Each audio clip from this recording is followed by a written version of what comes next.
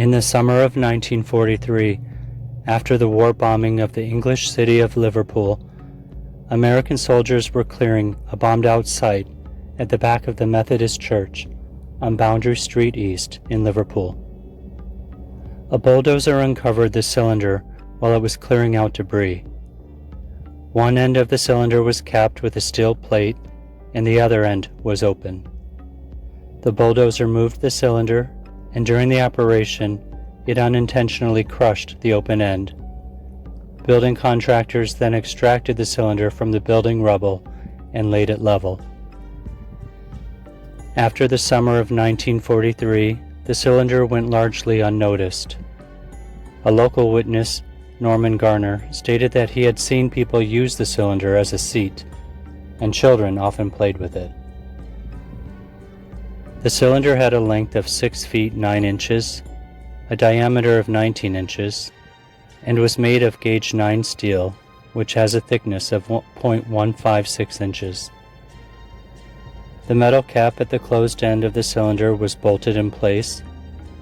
The open end of the cylinder had been compressed and almost entirely closed by the bulldozer, leaving an opening of only 4 inches. The opinion in 1945 was that it had been part of a ventilation shaft. On July 13, 1945, 3 small boys were playing with the cylinder. They were rolling it through the streets when one tried to see what was inside. At first, they saw what appeared to be a shoe. However, on closer inspection, it appeared to be part of a human skeleton. The police were called to the scene, and they cut the cylinder open. The contents were revealed to be a complete human skeleton, accompanied by a number of personal items. The police removed the remains and took them to the mortuary. The remains were found to be those of an adult male who would have been about 6 feet tall in life. It was thought that the man was aged between 25 and 50 at the time of his death. The body appeared to have been encapsulated in the cylinder for a very long time. The left base of the skeleton skull was missing. The cranium was broken near the left middle ear, but this did not necessarily appear to be due to violence. The head and torso had become detached at some point through movement. A small amount of hair was found still adhered to the skull. It appeared that the man may have crawled into the cylinder. The position of the skeleton suggested that the man was lying down and using a brick wrapped in a sacking as a pillow when he died. The body was found fully clothed and lying full length. He was dressed in clothes typical of the later Victorian period, and they appeared to be of good quality. Numerous items were found with the body, although no money was found in the decedent's pockets.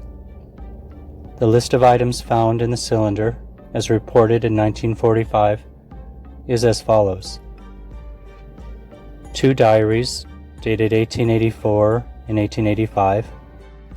The diaries were largely illegible.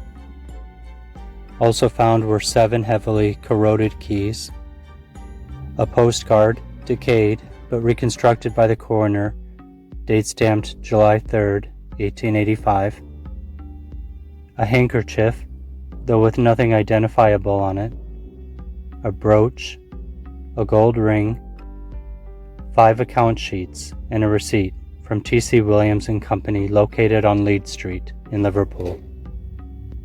The investigation was opened on July 19, 1945, and adjourned for 1 month by the Liverpool coroner, Mr. G.C. Mort. There was no evidence that the man had been killed in the war bombing, as had been suspected initially. The pathologist noticed a large amount of moisture in the cylinder, which indicated that it was possible the body had been in the cylinder since 1885 or 1890. Conditions in the cylinder also indicated that the body had undergone normal decomposition.